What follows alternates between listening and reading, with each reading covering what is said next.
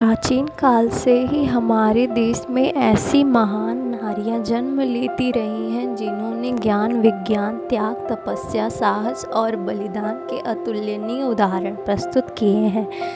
जिन्होंने अपने ज्ञान से यह बता दिया है कि अगर बालिकाओं को शिक्षा के अवसर प्रदान किए जाएं तो वो पुरुषों से किसी भी प्रकार में कम नहीं साबित होंगी। वैदिक काल से ही ऐसी ही ज्ञानवती महिला हुई थी गार्गी। गर्ग गोत्र में जन्म लेने के कारण इन्हें गार्गी कहा जाता था। गार्गी अत्यंत शिक्षित विदुषी महिला थी।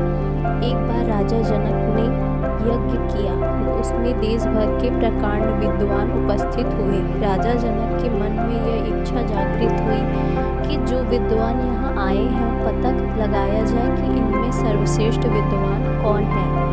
इसके लिए उन्होंने अपनी गौशाला की 1000 गायों के सींग में 10-10 तोला सोना बंधवा दिया और घोषणा की कि जो सर्वश्रेष्ठ विद्वान हो वह इन सब गायों को ले जाए। सभी विद्वान घबरा गए क्योंकि गायों को ले जाने का अर्थ था स्वयं को सर्वश्रेष्ठ विद्वान साबित करना। जब कोई भी गायों को लेने आगे नहीं बढ़ा तो याज्ञवल्क्य ने अपने शिष्यों से कहा, उठो और गायों को ले चलो। शिष्य गायों को बांध कर ले जाने लगे। इस पर विद्वान को क्रोध आ गया। उन्होंने बिगड़कर याज्ञवल्क्य से पूछा, क्या तुम इतनी बड़ी सभा में स्वयं को सबसे बड़ा विद्वान समझते हो? याज्ञवल्क्य ने विनम्रता पूर्वक उत्तर दिया, यह बात नहीं है। यहाँ उपस्थित सभी विद्वानों को मैं प्रणाम करता हूँ। मैं इसलिए गायों को ले जा रहा हूँ क्योंकि मुझे उनकी आवश्यकता है।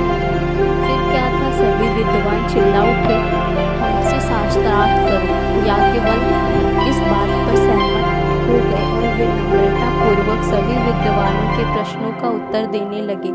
धीरे धीरे सभी विद्वान प्रश्न पूछकर चुप हो गए। अंत में गार्गी ने कहा, राजन, आज्ञा हो तो मैं भी एक प्रश्न करूं। राजा जनक ने आज्ञा दे दी। गार्गी ने याज्ञवल्क्य से प्रश्न पूछना आरंभ कर दिया। गार्गी के अत्यंत प्रश्न पैने तथा गहन अध्ययन पर आधारित थे। प्रश्नों को सुनकर विद्वत मंडली मन ही मन गार्गी के ज्ञान की सराहना करने लगी। अंततः एक प्रश्न ऐसा आया जिस पर याज्ञवल्क्य रुक गए और उत्तर ना दे सके। किंतु गार्गी अत्यंत बुद्धिमती थी।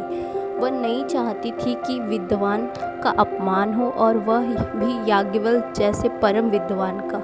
वह चुप हो गई और भरी सभा में कहा, इस सभा में याज्ञवल्क्य से बड़ा कोई विद्वान नहीं है।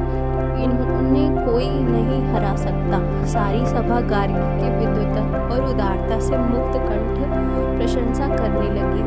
ज्ञान और उदारता की ऐसी बेजोड़ प्रतिभाएं निश्चय ही हमारे देश का गौरव है।